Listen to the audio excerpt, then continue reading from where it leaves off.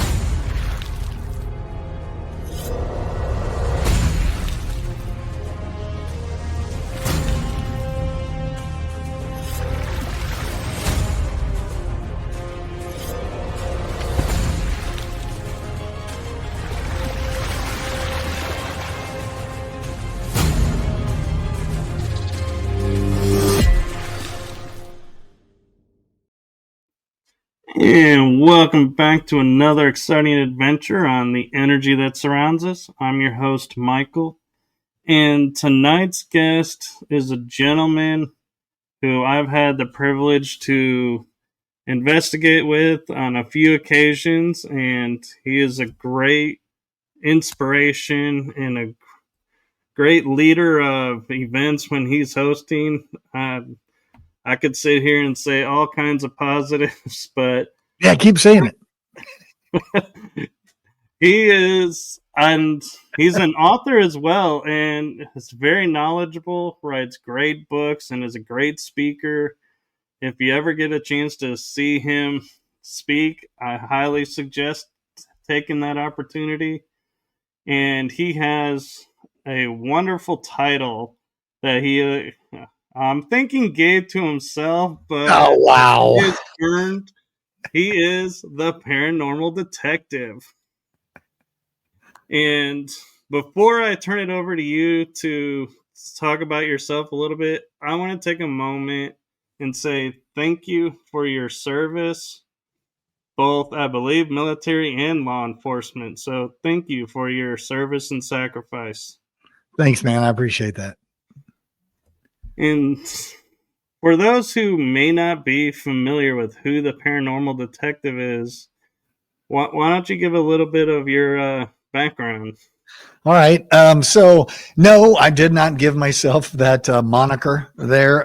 It was crazy. So I had written a book a few years ago. I think it was Detecting Paranormal. And I got pulled on to Coast to Coast, and I did an interview on Coast to Coast. And while we were doing the interview, the host at the time introduced me. He said, "We're back with Greg Lawson, the paranormal detective," and he blah blah blah. He goes on. So it kind of hit there when you're called the paranormal detective on Coast to Coast. Yeah, you just say Roger that, and thanks a lot, and you move on with it. And it seemed to fit because that's what a lot of people would then go to my website. And the whole thing started just, I'll give you a whole recap of my entire life, which will take a second. But my brother used to torture me as a child. He was 12 years older than me. So when I was 5, he was 17, and he would take me on his motorcycle and we'd go riding around, and we would look for abandoned buildings and graveyards and stuff like that. And he would take me into the graveyards and try to find children buried in the graveyard that was younger than me, and he would tell some horrific story and say, yeah, and he's in there rotting in the ground, and you're out here, and he was younger than you, just harassing me a lot. So I kind of grew up doing that with my friends all through elementary, junior high, and in high school when we were doing ghost hunting back then, but we didn't know what it was. We were, going to cemeteries, going to abandoned buildings, and and experimenting with, more 17th, 18th century kind of spirituality than ghost, the way we could do ghost hunting today. And then I ended up going into the Army. And when I was deployed, I had the fortunate chance to be with the 82nd Airborne Division. So that's a rapid deployment unit for the Army. So you don't know where you're going to be in any 24-hour period. You could, be in North Carolina one day and Egypt the next day, or whatever. And so whenever we would deploy, I would go to these places. They were called libraries, and these library places had these things called books, and you looked stuff up. And so you'd go, oh, I'm going to Honduras. What's Honduras all about? So you go to the library and you check out something, or you look at the Encyclopedia Britannica. It was the book of all knowledge. And you look up, and I would always look for the weird stuff. So whenever I was deployed someplace, I was pretty much prepared that when I had time off, that's the first thing I would do. A lot of people in the military, head straight to the bar and just spend their whole time at the bar. But I typically was with the indigenous population, out probably where I shouldn't have been, and looking at the weirdness the world had to offer. And so I did that. I spent 10 years military and 32 years law enforcement. So I always had this paranormal side. Whenever the weirdness would happen, I would always, view it through two lenses. For me, if I get called to, let's say, a grand jury to do a deposition at a grand jury, I need to be spot on with what I'm doing. I can't fuzz this line of reality perception in best practices and accepted procedures to woo-woo stuff of candles and EMF detectors and doing stuff like that. I have to really draw a line in the sand and make sure that that line does not get crossed, and ensure that whenever I do end up testifying, I delineate very much that, yes, I do research into paranormal experience and legends, but the other side, on the law enforcement side, I have to kind of toe the line on that. So that's kind of where I went. I worked mental health in Austin back in 1987 to 1989. When I mean mental health, I got out of the Army in 86, and I went to work for the sheriff's office in Austin, Texas. And in 1987, I got pulled off patrol and assigned as a mental health investigator because they had done dehospitalization of the mental health facilities in state schools. At that time, they had passed legislature and kicked everybody out that wasn't an immediate danger to themselves or others. So we had this huge influx of mentally ill people put onto the street. And so they created what's called the mental health unit. And we get certified as mental health officers and hostage negotiators, suicide mediators. And we're assigned to a part of a critical incident team that goes to locations that, it's a hostage situation, or it could be just somebody experiencing psychosis. And we would go there and figure out what's going on. Well, that in and of itself lended me the credentials to actually go and investigate people that are saying they've been abducted by aliens, that they've been, experiencing demons, having hauntings and all kinds of stuff. Because it was truly crazy from 87 to like probably 90 on the streets of Austin with the mentally ill. And they got it kind of under wraps, and now it's horrible again. It's absolutely out of control now. It's 20 times as worse now than it was back then. So that's kind of where I went, and then I just kind of landed on Coast to Coast after I wrote a couple of books about it. No, it's really cool. And normally I would be like, with your military background, where you were, did you experience any paranormal activity on the base, but you're like, you were out there searching for it anyway. So it's like, I don't know. I feel like you kind of were like seeking it. So what did it happen on the base at all, or was it always So outside of? yeah, so at Fort Bragg, of the whole time that I spent with the 82nd Airborne Division, I was literally at Fort Bragg only 7 months.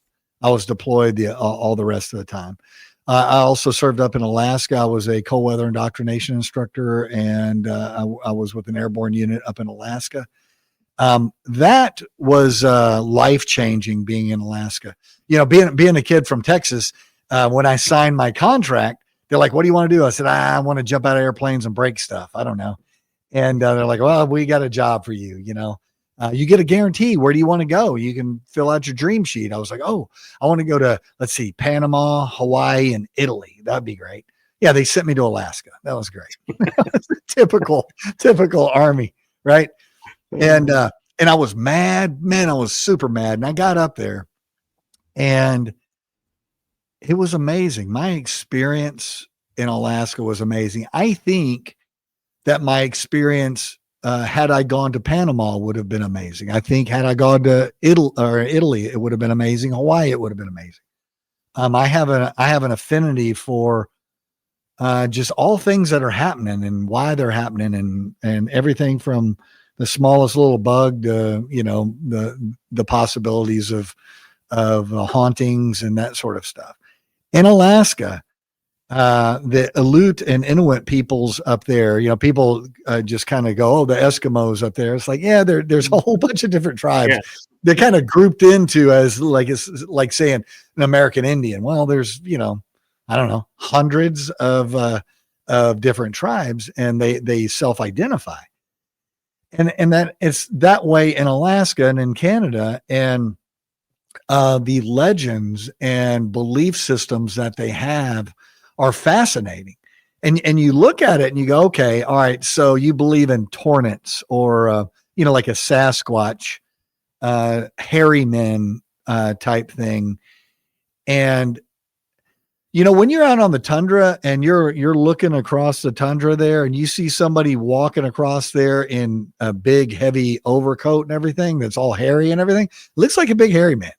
So could it be a big hairy man? Yeah. Or could it be just somebody in, you know, a native type garment that has a lot of hair on it? It was fascinating to me. A friend of mine and a guy that I served with, we were up at a place called Greeley. And I'm trying to think, Black Rapids in the Greeley area. It's a Northern Warfare test bed. So they have a bunch of stuff up there. And we were doing a company maneuver up there with another 100 something people. And then it was time for us to go back. Well, I was assigned at that time to a gamma goat. A gamma goat, you have to look it up online and see a picture of this thing. It's a 6-wheeled vehicle that specializes in mud and snow and that sort of stuff. And my gamma goat had a 4-cylinder Detroit diesel engine that had a governor on it, and the governor was broken. So it would only go about 10 miles an hour. Well, this whole convoy is going to head back 300 something miles to Anchorage. And I couldn't keep up with the convoy. So my lieutenant said, "Hey, you know, get there when you get there. You know, if you get someplace, give the company a CQ a call, tell them where you are, you know, check in daily." And all right. Well, they took off, and I fixed the governor. And me and this kid, we drove all over the place on these back roads and went all over the place with this gamma goat. We ended up at a little Aleut village, a little Indian village. And we got there and we needed fuel. And I was trying to, they don't have a gas station. It's all run by the tribe. Right. So I go and I talk to some people, and they're like, "Oh, we'll talk to who would be the chief." I forget what they called him. And he said, "Yes, we'll give you fuel tomorrow." I said, "Well, we really need it." No, tomorrow. But we're trying to, "We'll give you fuel tomorrow." Yeah. I'm like, all right. Well, they had a potlatch for us that night. a big party. The whole village came out. There's 100 something people.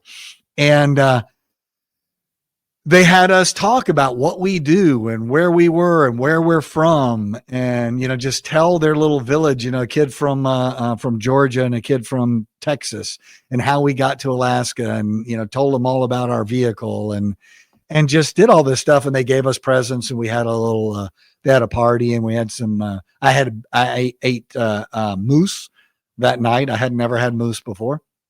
And then they told us some stories, about the hairy men, about these creatures that are along the shore of rivers and stuff that come and get children and drown the children, and just all kinds of amazing stories. And you look at it and you go, okay, like with I forget what this creature is that comes out of the water and gets children. They tell the kids that. It makes sense to me that so the kids won't get near the water and fall in the water and drown, right?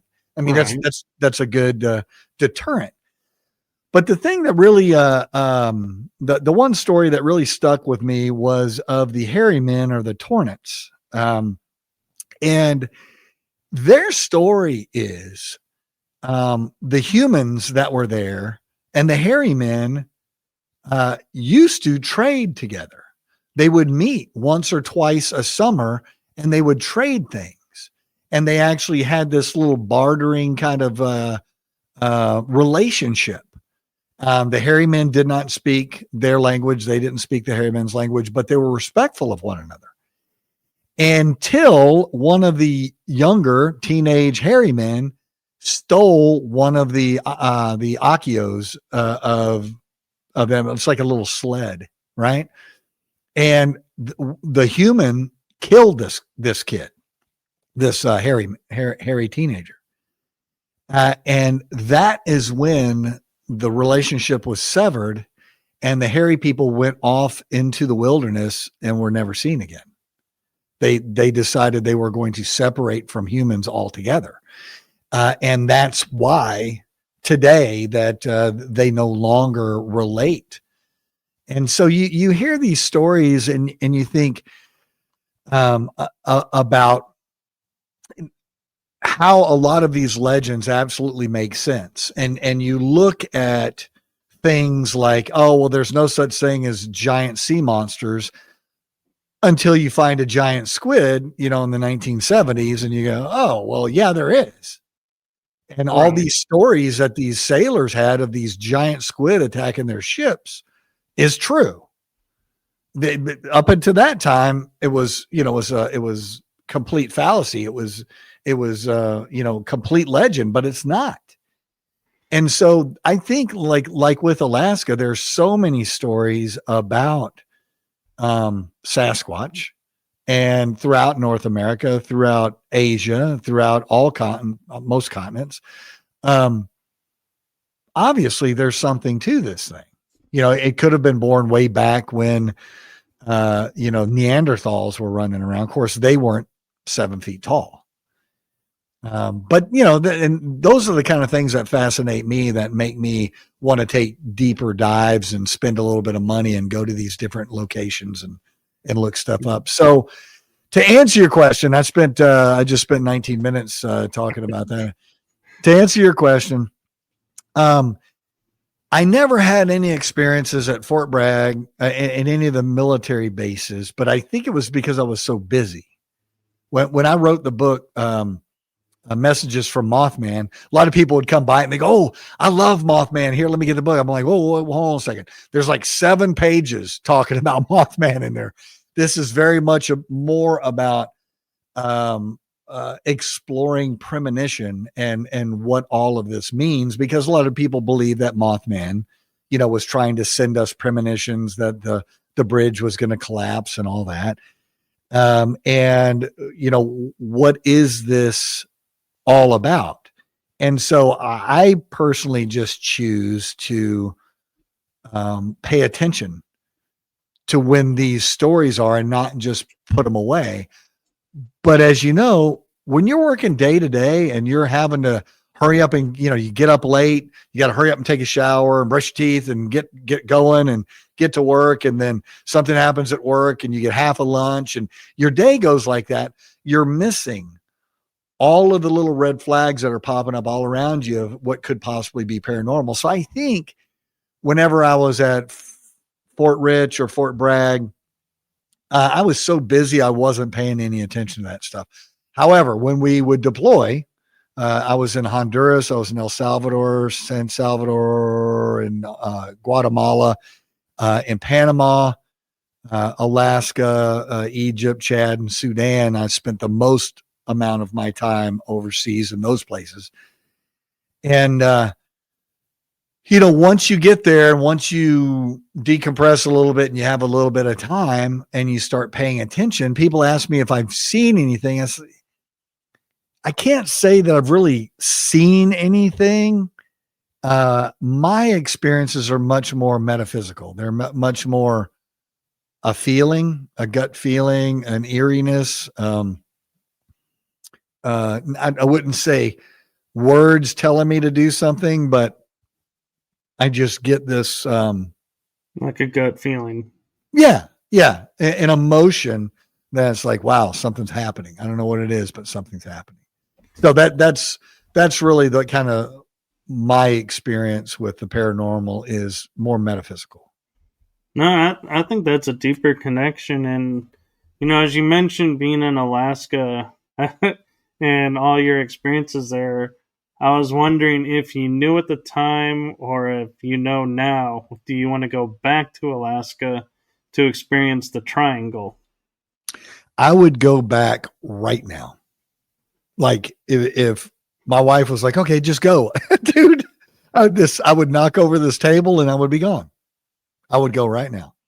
I'm actually working on a project up in the triangle. I'm not obviously not up there, but I'm putting together, I've already put together the operations plan and all that stuff. There was a plane that went missing back in the early 1950s. And I'm almost positive I know where it is. They've been looking for it and they've done a couple of documentaries on it and they haven't been able to find it. But I used to work search and rescue for the Navy. So when we're talking about, I have what's called Armed Forces Attention Deficit Disorder. I did 4 years Army, 4 years Navy, and 2 years Air Force. So people are like, why'd you do that? I'm like, I had an interest in it. I wanted to go do it and just went and did it. I didn't have any other plan at the time. So when I was in the Navy, I went through a couple of different schools for search and rescue. And I was with a pararescue unit when I was in Alaska as well. It's it's called ASAP, Arctic Subarctic Aquatic Pararescue. And so using some of the planning techniques and that sort of stuff, looking at this missing plane, had 42 people on it, and it flew out of Anchorage and they never saw it again. It's a big plane. And you're talking about the one that had the senator on it, wasn't it? Or congressman? This one did not. No, this is in the 1950s. Yeah. The last radio transmission was that they put out was in Snag, Yukon. It's right on the border of Alaska and Canada. And so I'm very interested in trying to get up there. I need about $30,000 to kind of just do a recon and see if my idea is correct. So I'm trying to raise some money on that. And I'm trying to get some angel donors to do that. But I think that it would serve everybody's purpose if I can get. So yeah, to go back to Alaska in a second. I worked on a thing up in Portlock. We were it was right in the summertime, which was like not really summertime, but it was in August, July or August. And I ended up getting sent to the MWR, the Morale, Welfare, and Recreation Center down in Seward. If you did good things or whatever at your unit, every once in a while they would, reward somebody and send them to Seward. And it was you can go down there, spend the weekend, didn't have to go to work, and you got to go fishing or hiking around or whatever. And I talked to a couple of young Coast Guardmen that were running the fishing fleet out of there. They were assigned to MWR as pilots for the fishing boats. They were like 32-foot Bertram style cabin cruisers. And anyway, I talked these two guys into taking me all the way over to Portlock, which was a long ride. It was almost 6 hours to get over there. And we went ashore for about an hour and a half where Bigfoot supposedly killed 7 people, and the whole village ended up packing up and leaving. You can go to the Anchorage Daily Times or whatever the thing is and look up Portlock or Port Chatham and the Sasquatch of Port Chatham. And so anyway, we went there, and there were a couple of buildings still standing. I think there's maybe one building still standing if you look online there, and it was a cannery. And so we went there, we walked around, and I can assure you that was one of the creepiest places I've ever been. But it wasn't because I was worried about Sasquatch. There was so much bear scat there that it was, man, you don't mess around with the grizzlies up there. And it was everywhere. There's trails everywhere where these bear go through, and they go up into the river right there and fish for salmon. So I wonder, I want. Sorry, I didn't mean to interrupt. Oh, it's good. I was wondering because, like, you were talking about when you're on the tundra, the indigenous could look like Bigfoot. Could a bear, if they're striking on their back 2 legs, could a witness say, "Oh my God, it was a Bigfoot, but it was a bear"? Yeah, and the way that could happen is there's so much undergrowth, so that the growing season in around there is probably 3.5 months, something like that, and everything goes dormant again. So a lot of the trees are very old, the bushes are very old, but they're very small. So if you get into an area that has a lot of undergrowth, and let's say a bear, I've seen this before where a bear has a hurt front paw, and they will walk on their hind legs, and they'll walk a long way, and then they'll kind of flop down, rest a second, and then stand back up and walk some more. And so very much so, if you had undergrowth and it's at dusk and it's 100 yards away and he's cruising through the woods, absolutely. On the tundra, I don't think you would, or in a clear area, because bears' back legs are too short, and they're very, very different than the coin the bipedal hominid kind of looking thing Right. that has really long legs is very different. All right. Okay, and we actually have a question in the chat room.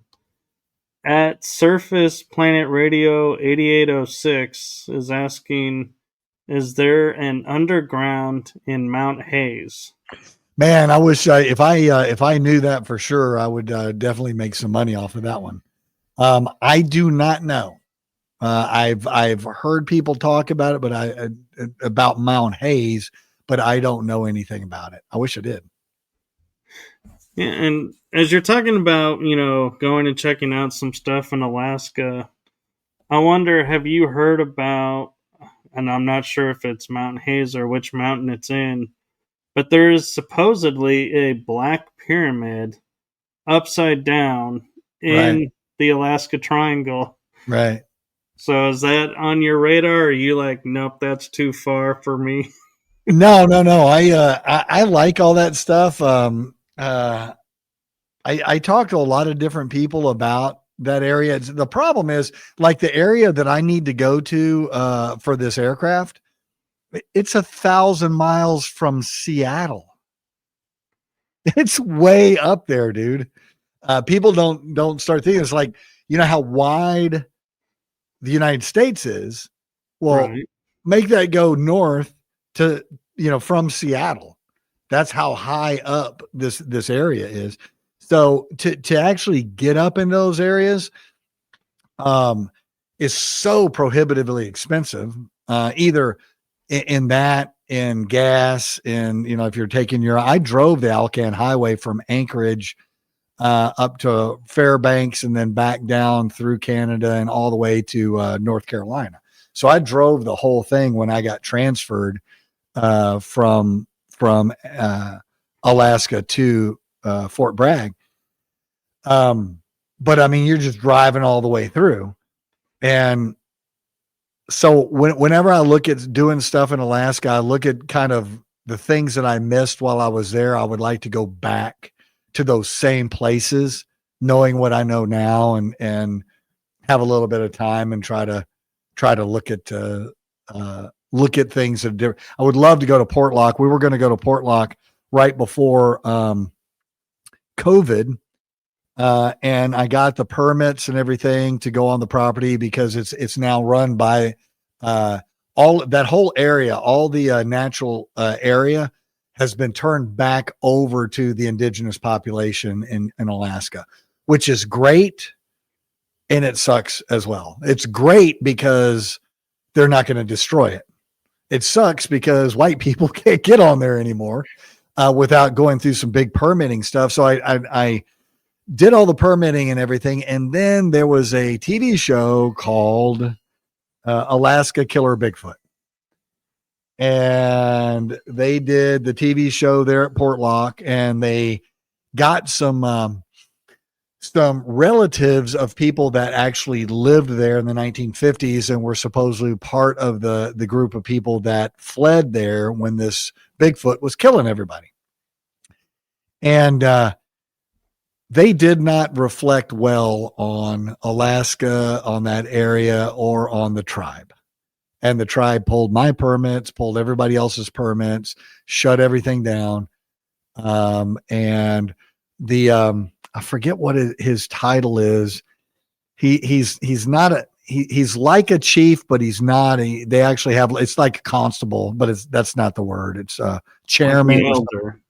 Yeah, it's like an elder, but it's actually a government official title in Alaska. And he was really cool. He just said, Greg, listen, man, wait 3 or 4 years, give us a call back. All this should blow over, and maybe you can go back out there then.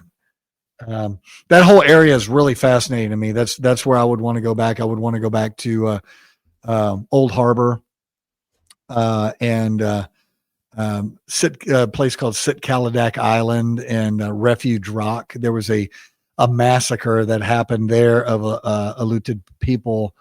They got ran off into Refuge Rock by a bunch of Russian fur traders. And this Refuge Rock is like, it's offshore, and you could get up on top of it, and it's really hard to attack, but they didn't understand what cannon was. So these Russians took their ships on either side of the island and bracketed artillery fire in and killed anywhere from 200 to 2,000 of the villagers there. And I went out there. That would have been 1984, I guess. And I didn't actually get on the island. You can't get on the island now. Now it's a World Heritage Site. They've actually made it a UNESCO site. So you can't even get on there anymore. But that was fascinating. That was that was like 1780s, 1790s when that happened. So you might actually be my perfect guest to ask this question, because when I've asked it before, the answer kind of goes over their head. But you saying, like, you being metaphysical background, when you were there, was the energy like super thick, like you knew something traumatic happened, or was it at Refuge Rock? Yeah. I had my most profound experience I've ever had in my life there. So I was at Kodiak Island at the time. I was going through a a Coast Guard water insertion school. We do insertion by helicopter for pararescue. And so all the people on or some of the people on my team, the ASAP team, we were doing extractions and insertions with a helicopter there. And so I had been in that water for 2 weeks. And, it was kind of a gentleman's school. They ran us pretty hard, but it was pretty much of a gentleman's school. To where we had off in the evening and, you could go into town and eat and take a shower and do normal stuff. And so I went to the Kodiak Historical Society. They have a Russian historical society there. And because all that area was all occupied by Russians back in the 16th, 17th century. And so I went there and I did a bunch of reading and I read and there was this, he was a Dutch anthropologist that actually discovered what happened at Refuge Rock. He was there in, like I said, in the late 1700s and interviewed some of the people that witnessed the massacre and some of the people that survived the massacre. And he wrote about this and it's at the Historical Society. So I read all about this and it was just fascinating to me. I was like, oh my God, that's just amazing. So we finished, we graduated our little school Friday afternoon. And I immediately got all my stuff together and I didn't have to be back to Fort Richardson until Monday morning. So I went straight over to the Kodiak airport and I got a Kodiak, an Alaskan Uber, which is the least drunk guy at the airport, and pay him $20 and he'll take you someplace in his airplane. Right. And so they took me to Old Harbor, dropped me off there. And it's like, all right, we'll go into town that way. And so I'm just walking down this road. I'm all by myself. I'm like 20 years old, right? I don't know anything. And I'm walking down this road and I'm just walking and walking and walking.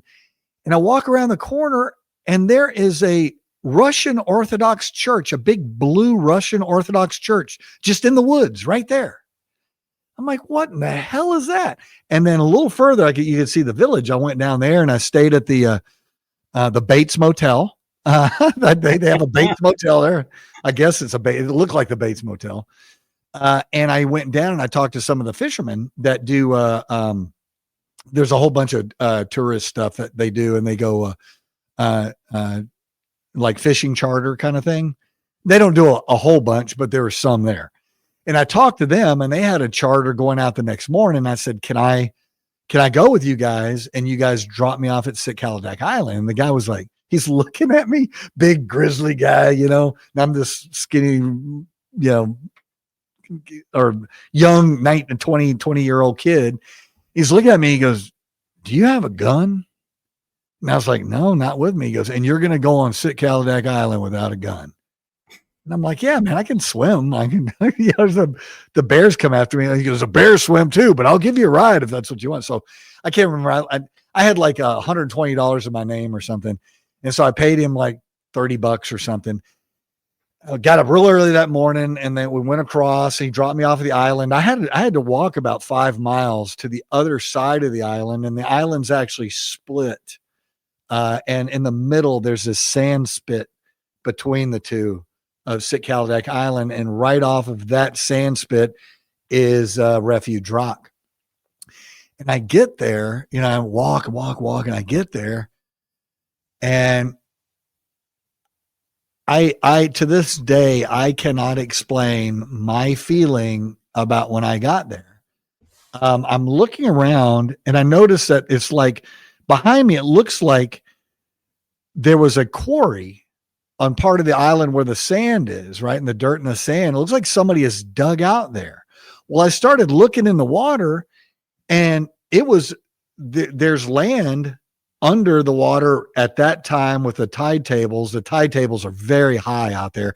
So when they're really low, you can see land underneath it. But it looks like to me, that the indigenous people actually moved that sand and those rocks and stuff and built an underwater bridge all the way out to Refuge Rock, which would make sense if you're talking about we're going to go here if we get attacked. If our village gets attacked, that's where we're going. And you can see it. You can go on Google Earth and look up Refuge Rock, and you can see that land going out there. It's unusual looking. Anyway, well, we'll get to the metaphysical part. I can't say I was told. I just knew I was supposed to go to the rock. And I had been in the water this whole week. Now, I had dry suits on at the time, but we did do some without dry suits and some with wetsuits. So I'm looking at it, and it looked like it was about 300 yards to me. And I was like, I can make that. I can do that without a wetsuit. I can do that.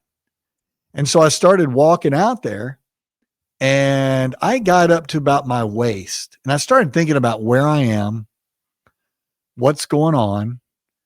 The waves weren't really big. The waves were maybe a foot, but it's kind of splashing around, splashing my face a little bit.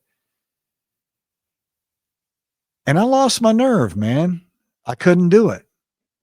And I turned around and I went back to the sand, and I know I was supposed to go out there. I can't tell you why or what the purpose was or anything, but I believe that it was some sort of test for me that I failed. And I went back to the little spit of sand, and I got behind that little wall where they dug that stuff out, and I made a little fire, and I dried out some of my clothes and kind of sat there and looked at the island. But I know they wanted me there. And I don't know how else to explain it, man. I don't know. Yeah, it's interesting, but I have a different perspective for you. Maybe your test was because you mentioned like you're not supposed to go to this rock. Yeah. And so they were testing, are you going to be the type of person who's going to say, well, culturally they don't want me here. I'm going to do it anyway. Or are you going to be the one that says culturally they don't want me here? I'm going to honor that. And so maybe, your test was successful. Maybe. In that you didn't go where you weren't supposed to go. Maybe. At that time, it didn't matter. It wasn't a UNESCO site yet. True, but you're right. Maybe it's being a sacred site like that, I had no business being there. Maybe that's what it was. I don't know, but maybe your mission was just to see it from where you were and go, I'm here. I feel what I need to feel. Now I can go home. Yeah. Yeah. I was in that water. I was like, so the only thing that's really going to hurt you in that water up there is going to be wolffish, if you stepped on them or something. Seals, people always look at seals and harbor seals. Oh, look at that cute little. No, they're animals, and they will bite your face off. They don't mess around.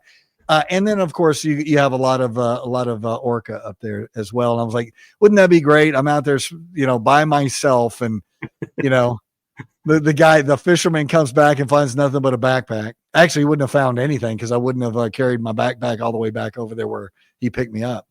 No. But yeah, man, that was probably the most prolific thing that I've ever experienced. The reason I say that is I went to southern France and I was at Rennes-le-Château at the base of it staying, and my roommate and I were going up the hill on the winding path up to the gate, and stuff was rustling in the debris to the side, like the bushes and everything, but never saw anything. And like you're saying, I just got to I was like, I could literally see the stone saying Rennes-le-Château, and I was like, we got to turn around. Something just had me feeling like we had to turn around. And my roommate was like, we're right here. I was like, you don't get it. I got this feeling we need to turn around. So we did. And the next night we were able to go into town, but I felt like you're saying, it was a test Yeah. to see, because it's a sacred site, like Right. you were at. Yeah. I don't know, man. So But that's what the thing that we have enough stuff, enough tasks, enough jobs, stuff to do, and got a lot of good scientists out there making all kinds of cool stuff for us and figuring things out. And there's just not that many of us that are sticking our noses into the dark and kind of wondering what's going on, and trying to eliminate. Is my brain tricking me? Am I tricking myself? Is somebody else tricking me? What is this all about? And my brother, which I don't think he tried real hard to come up with this. But I asked him, I'm like, what is this all about? And he's like, man, life's about, brother was a big hippie. Life's about spending time with the people you care about and having good food and drink. I'm like, well, yeah, but I want to know about this. He goes, you're not supposed to know. You're just not supposed to know. You're not going to know. It's not going to be there. Grandma's not going to completely appear to you and say, I'm watching over you. Everything's going to be fine. I can't wait to see you again. Love you. Bye. It's not going to happen that way. So I just look for those little red flags everywhere that tell me that there's something else happening. yeah. Or, I could say to your brother, or it's not going to happen to you that way, but it could happen to me. Right. Right. But yeah, and I think that's what drives a lot of the paranormal investigators that I've met, and I felt like you were in the category is, there's so many things that are unexplained that we just blindly accept, and it's like, Yep. why? Why do we blindly accept? We need to question this. And I noticed, when around you with investigations, you're like, well, okay, yeah, that moved, but why did that move? Was it wind? Was it, someone bumped it? Is the hinge loose? Is the gravity of with the weight of the door causing it to move? You're looking at everything and not just going, hey, the door moved. Really cool. I'm glad I got that footage, and now I can go say I seen a door move by itself. Yeah. Must have been I, a I ghost. get, I get people say, oh, well, you're a debunker. And it's like, I'm not a debunker.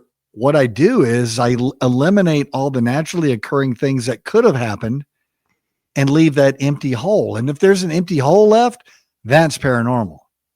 I cannot explain that.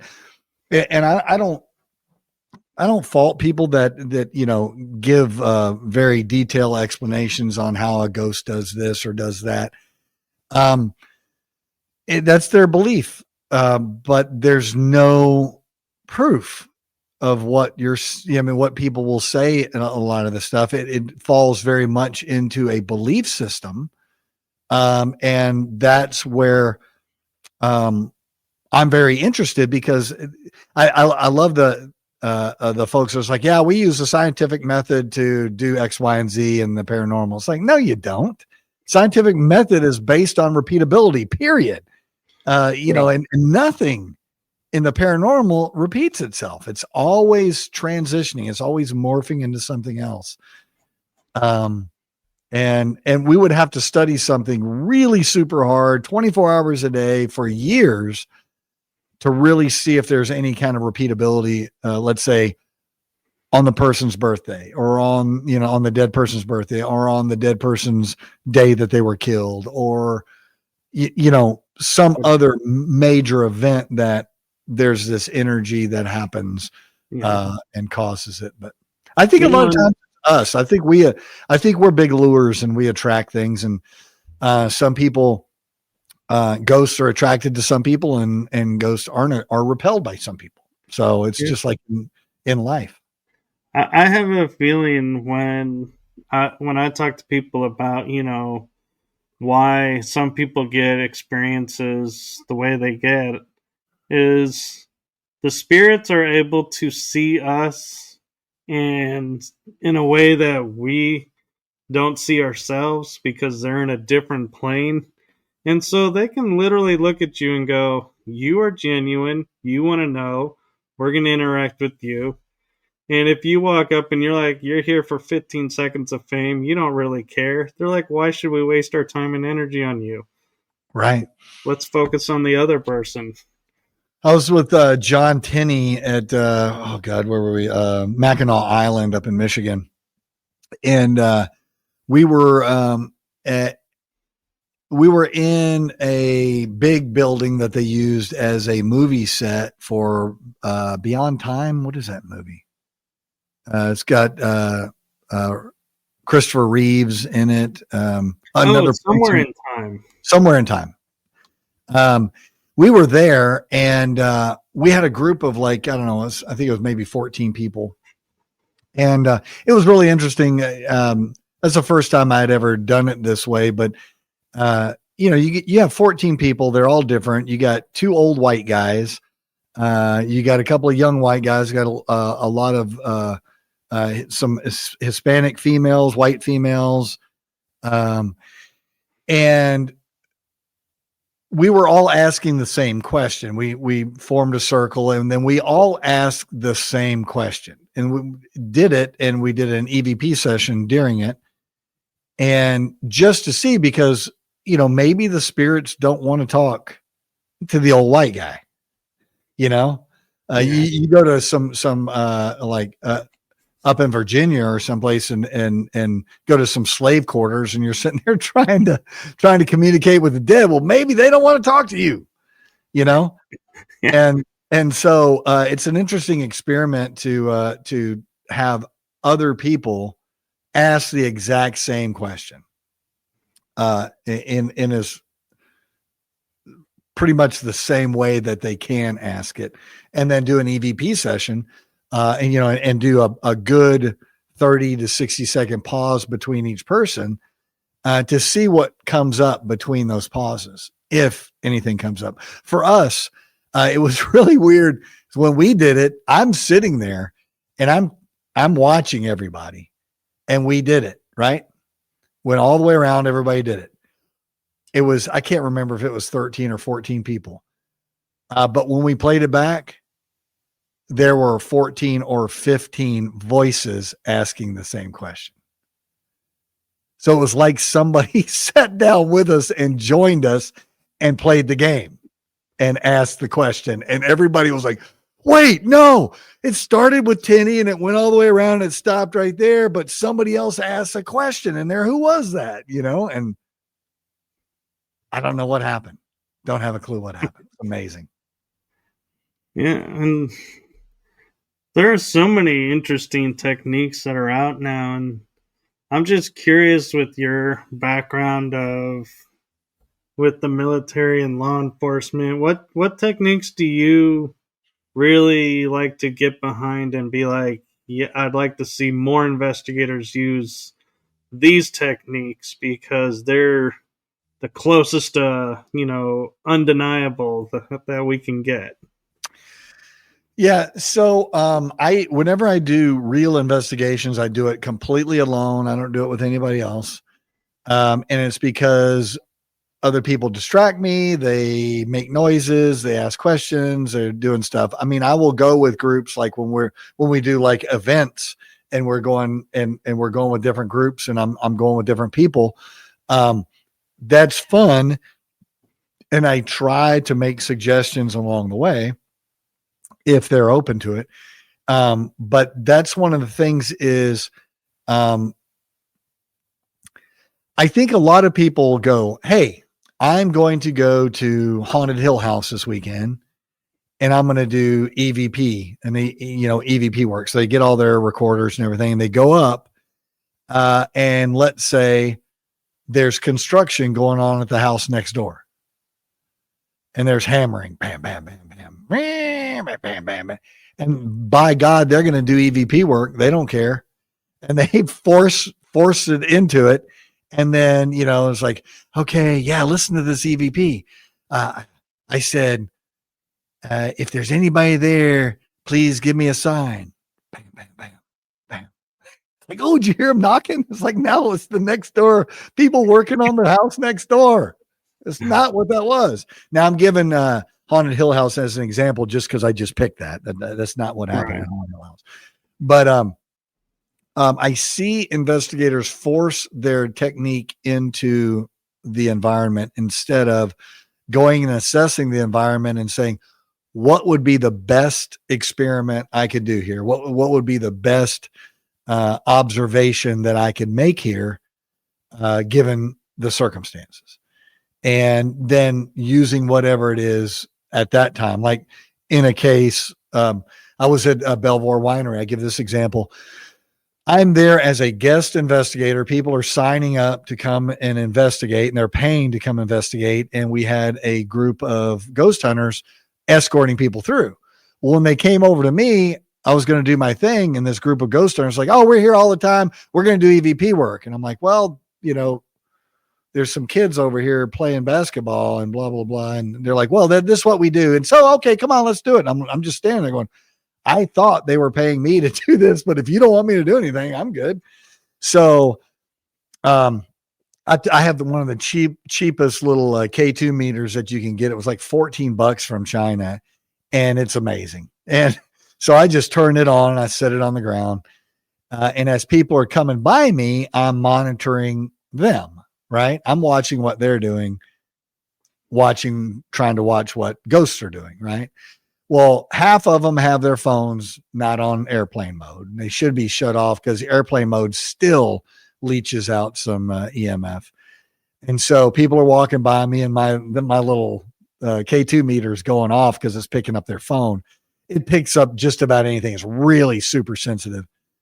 And so I stop everybody. I'm like, all right, well, before you all go, everybody pull your phones out. Let's turn them off. A couple of people didn't want to turn them off because they were running ghost apps and they wanted to do something. I'm like, you understand your ghost app is a computer program? They're like, yeah, of course.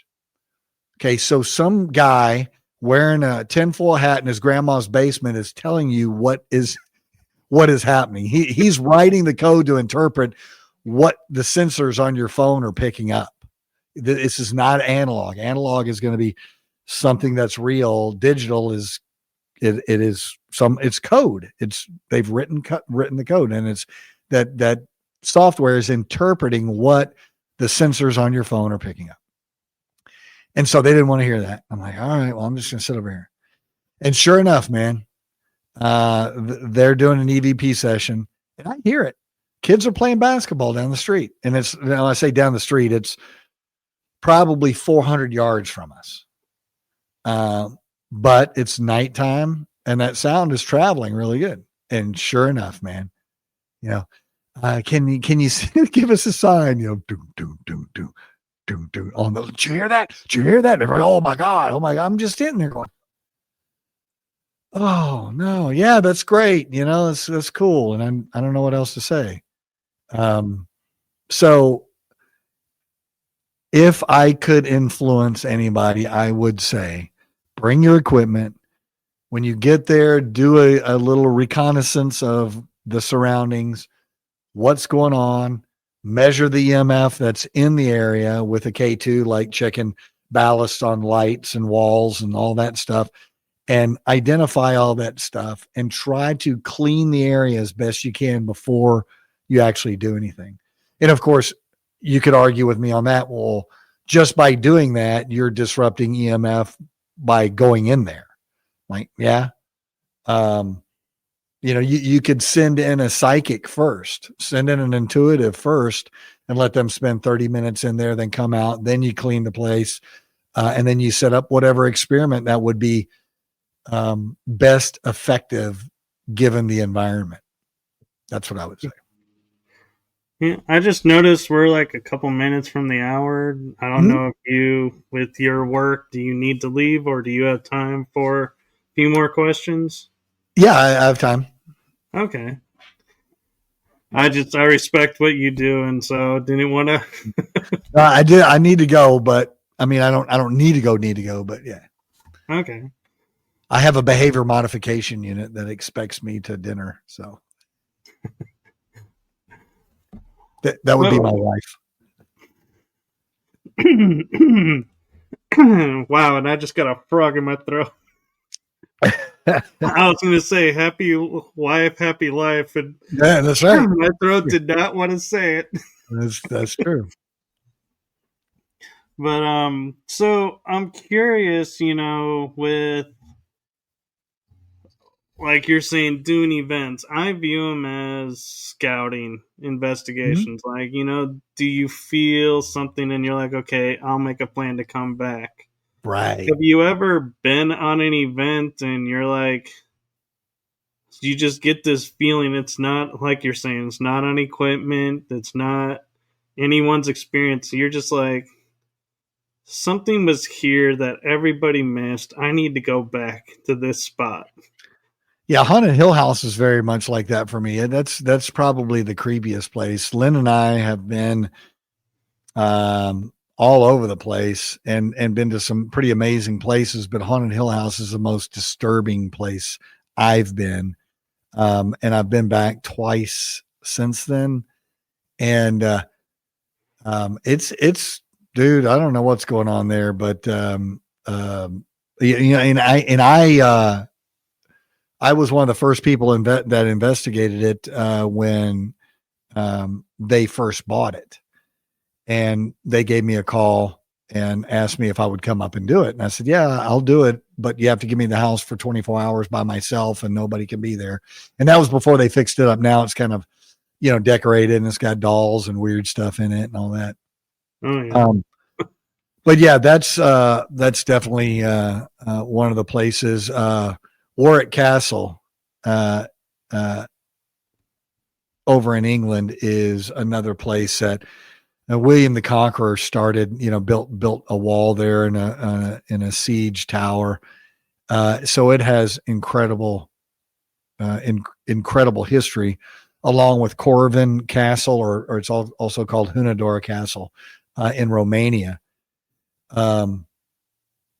Just you go to those places, and I mean, there's places in the United States too, that have some really strange feelings about them, but those are places I've been back to Warwick a couple of times. I have not been back to Hunadora. I probably will never go back there. I would like to, but it's just expensive and all that. And but yeah, you get those feelings, and that's a really good way, man. I'm gonna steal that idea from you. Actually, I'll reference you on it, but I see people that go on these ghost hunts, and you'll see the husbands that get drug along, and they're just like, oh God, everybody's talking all this. No, it's all bullshit. And you go, man, this is a scouting mission. This is something. Would you like to come back here just by yourself, just you and your wife to come back, or you could take her back with a friend or whatever, and drop her off, and you could go to the bar and then go pick them up afterwards. But I think that's a really good idea. Yeah. Very cool. And Paulo Woolwine, she has a question for you. Hey. Was Tombstone what you expected? So I've been to Tombstone a couple of times. Let's see. Did she go to the Wild West Paracon, or did she go to the Strange Escapes with Amy Bruni? She did the Tombstone Paracon. That's Okay. all she said. So the first one went pretty smooth. I think everybody had a pretty good time at the first one. The second one got a little weird. They tried to fit too much stuff in there, and and some people complained about different stuff, and but that wasn't typical of Tombstone. Now, did I expect Tombstone to be so small and just that one road and that's it? I did not. I thought because Tombstone was much, much bigger back in the day. And a lot of it burnt down, just through the years, things fell down and stuff changed. Yeah. But Tombstone yeah, is interesting because it has this history to it. But then when you talk to the locals, they're like, well, I know history says it happened here, but it really happened over here, and right. everything is slightly askew. And Everything. the Yeah. big mystery is, Wyatt Earp's house right across the street from the people that wanted to kill him, and it's like, really, were they really that close? And Yeah, it's interesting on, and also Boot Hill. They've done a lot of work on Boot Hill trying to figure out what is what. And a lot of those graves were, unmarked for years and years and years, and they had to go back in there and try to figure it out. So maybe some of those are mismarked. Who knows? I think they do a great job. Boot Hill's one of my favorite places on the planet. I love spending an evening at Boot Hill Cemetery. But I think Tombstone has a lot to offer for a nice long weekend. After that, it's like, all right, we're running out of stuff. But the amount of hauntings that people say, Tombstone would keep you busy for weeks. It's pretty amazing. We've been all over. The other cool thing is all the tunnels underneath the town that are now all closed up or whatever. Well, they're not filled up. They're just, the entrances are filled in, but it's all, empty. And there's just crazy amounts of, miles and miles of tunnels underneath there where those guys just dug and just followed those veins of silver. It's pretty amazing. I saw somebody put on, they're talking about the Eureka Springs up there. Yeah. The Crescent Hotel. I did a couple of presentations on the Crescent Hotel, and the history behind that is fascinating. And there's really good physical evidence that they dug up a few years ago on the back side of the property, where that the charlatan that said he was curing cancer was cutting things out of people and everything and putting it in jars, and he buried it all back there, and everybody forgot about it. And then they were going to expand their garden and dug up all that stuff. So they called the university out there to actually do the excavation. And the Crescent, man, you're talking about a place that had horrible, horrible things happen there. Lots of death. And it's one of the most amazing hotels. Lynn and I, it's about a 10-hour drive from Austin to go to Eureka Springs, and we'll go up there at least once a year and just stay at the Crescent. And it is great. The Crescent Hotel is amazing. Yeah. I feel remiss if I wouldn't ask, because we were in Galveston for an event, and, we didn't get a chance to really fully investigate anything. But I'm curious, with you being a Texan, the history of Galveston, what your opinion of it is. Is it really as haunted as they say, or slightly haunted, or... So if you were going to pick some place, obviously Goliad would be one of the places that would be haunted with a massacre there at Goliad. Obviously the Alamo. I think that Galveston is up there with, if you were going to do a mathematical formula that equaled haunting, this plus this plus this plus this, Goliad would be one of those. The Alamo would be one. Galveston would definitely be one. The horrible craziness that happened in the hurricane in Galveston, especially with the orphanage and the nuns and the children. That all culminated in the Walmart parking lot. Now, you see people when you go to Galveston, you can see people sitting over in the Walmart parking lot. They're doing some EVP work or something, trying to contact the children or whatever.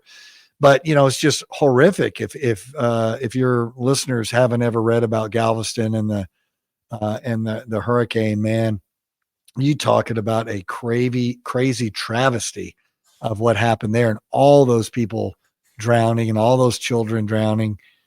And also looking forward from Galveston, from that time, from the 1900s, to raising that whole island.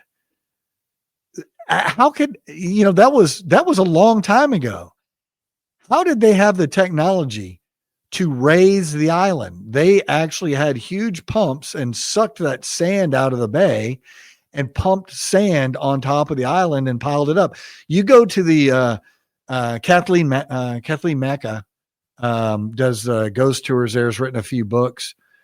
You go to the main cemetery there and you look at the little mausoleums that they have. Well, those mausoleums are really short. They're like 5 feet tall. That's because there's another 7-8 feet of sand that has piled up. And that's all you're seeing of the mausoleum. So they actually had to raise that whole area and then raise the tombstones with it. And it's a pretty amazing place. And those buildings down there on the waterfront where they ended up taking a bunch of the bodies and storing, bodies that were laying around in town there. A bunch of them, obviously, they, sent them offshore and did all that. But yeah, it's crazy, man. It is. And you Corporate bring up an has a interesting big history too. Yeah, and about the history, you bring up an interesting point that in April I came across because I went to Goliad and the Alamo, and in my mind I remember the battle cry of Texas, remember the Alamo, remember Goliad. And I was always taught Fannin was cowardly, not a really good officer, and Right. did Goliad wrong. Well, going to the Alamo first, everything I was watching, all the videos, all the talks, everything is the battle cry of Texas. Remember the Alamo. And Right. they stop. And I'm like, wait, where's Goliad? Why are you erasing Goliad? And then I went to La Bahia and was talking to one of the ladies that works there. And she goes, well, Fannin actually was marching to the Alamo and had to turn back because they couldn't ford the river in time to get there. And the army caught up to him. And I was like, this is a totally different picture. Yeah, it's one of those things where it's a lot of that the reality has been lost to time, right? If you look at some of the actual Army documentation, the Texas Army documentation of that, it was really incompetent what they were doing. They were really they were trying to bring too much equipment with them. Had they gone light infantry and just gone, they could have made it and it would have been fine. Right. But The cannon is what the yeah, problem is. trying to bring all that cannon, all the food, all the shot, doing all that stuff. And I don't know, man. They and then to surrender. I made my mind up a long time ago, just knowing history and also being in the Middle East and being in Central America. I'm not going to surrender. It's not going to happen. I think I would rather just deal with it right now than to have to go through, days, years, hours of torture and all that. We're going to do it right now. I think of course I can't say whether I would actually do that or not. None of us can. But I think in law enforcement, a lot of times you have to make up your mind on what you're going to do before you actually face what's going to happen. So you get something in your head and you go, okay, this is something. If this happens, my best chance is to fight my way out of here. But those guys didn't know anything, right? They only knew what their parents told them, what their school marm told them, what their priest told them. And what their officers told them. They didn't have TV. They didn't have, much training on anything. They didn't understand cultural norms of different, nations and all that stuff. And so you do what you do, and then you get slaughtered. Yeah, and one thing that doesn't make sense to me, and I cannot wrap my head around with Goliad is the Mexican army is a Catholic, Mexico is a Catholic nation. And I was reading the marker, and they said on Easter Sunday they committed the massacre. And in my head, I'm going, wait a minute. Mexican people, Easter is a sacred holiday. How are they going to commit this atrocity on a sacred holiday? And do that? I was like, it's got to be a mistake. And they're like, no, they did it. I don't know. I don't know how sacred. I don't know how their general viewed a sacred holiday, considering he was, he had concubines and all kinds of stuff with him. And also working 32 years law enforcement, one of the busiest days that we have on family disturbances is Easter. Really? Yeah. Yeah. And that's one of those, I guess maybe a bias, observation that I have. But a lot of them are Catholic that are just getting hammered, and they got their pinatas out, and they're doing their party games and stuff. And oh my God, here it goes. We have some areas around Travis County. It's like, oh God, are you working Easter? I hope I'm not working Easter. It's that much. Yeah. Wow, I would have thought Thanksgiving would have been up their day. Easter's a big deal, man. Wow. But I don't, that's today, and we have convenience stores with lots of beer. Right. Back then it was a little different. But I think if the general told you to kill all those guys, I think they would just do it, because otherwise you get killed if you go against your officer's orders. So, yeah, I know. It's like my mind is like thinking our military mindset is, if order is immoral, you have the right to refuse. And I'm like, wasn't there any?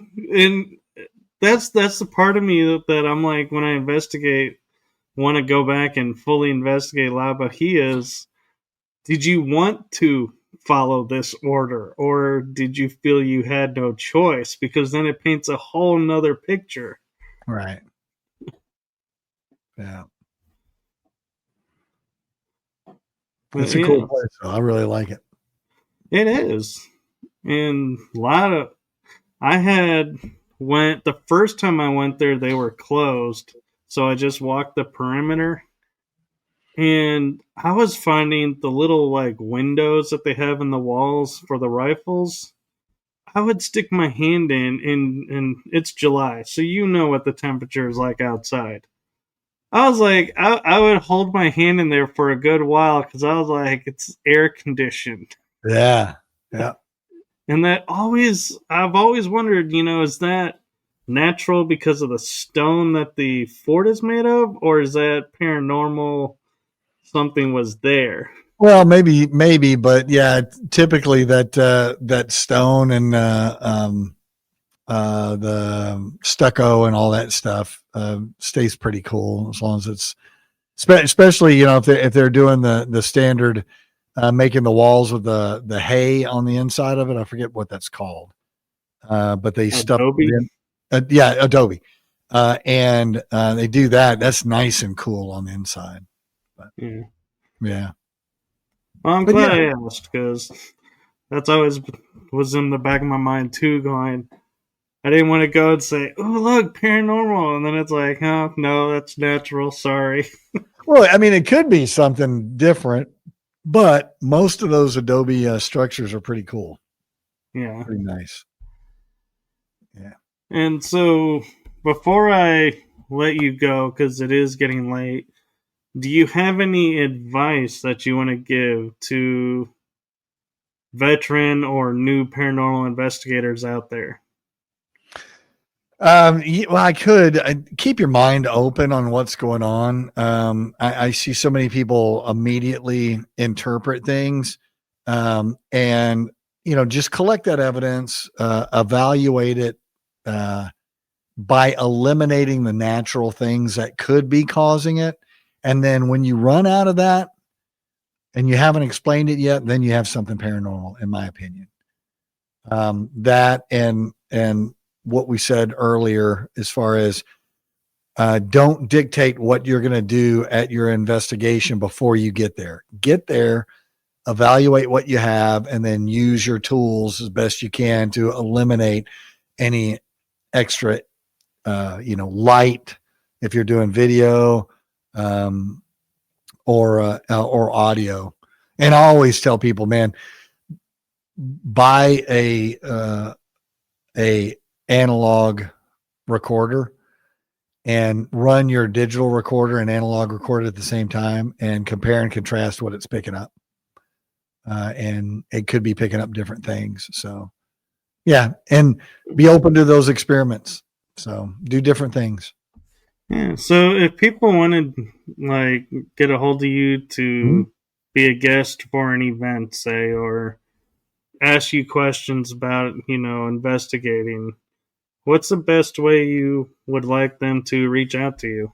You can go to my website, theparanormaldetective.com, or you could just email me straight away. It's greghLawson@gmail.com.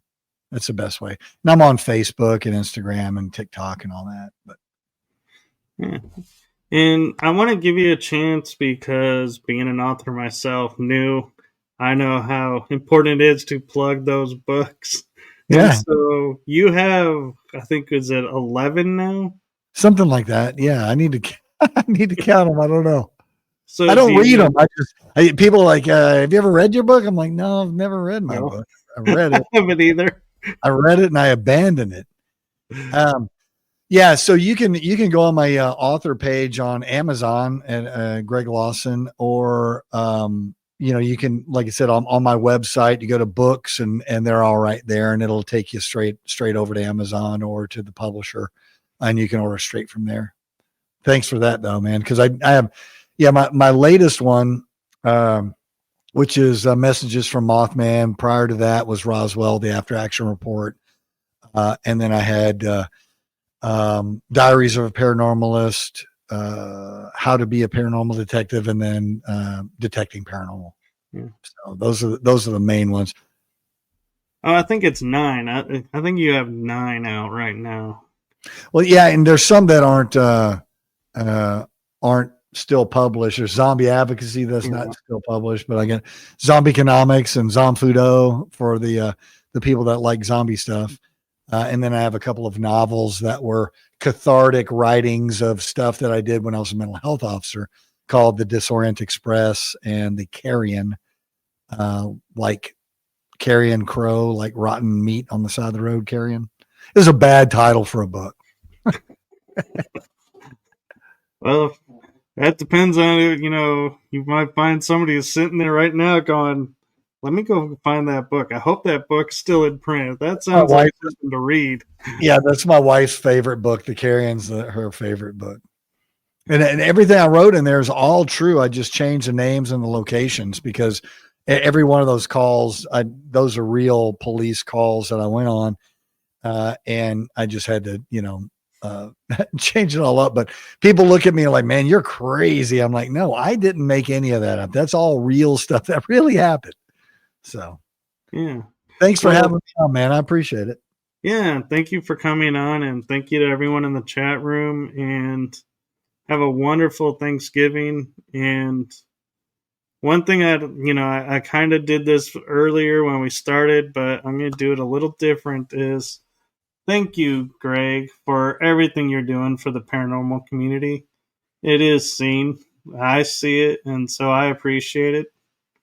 Well, thank you, my friend. I appreciate it. It's an honor for me to be able to be a part of the paranormal community. I really enjoy it. Yeah, so keep being you, and thank you so much, and maybe we'll get a chance to have you back on again. All right, brother. Thanks, man. All right. Have a wonderful Thanksgiving and a wonderful week, and enjoy the rest of your 2025. Can you believe it's almost over? Went by quick. Yeah. Well, some people would say not quick enough. All right. Well, thank you, All right. and good night, everyone. Good night.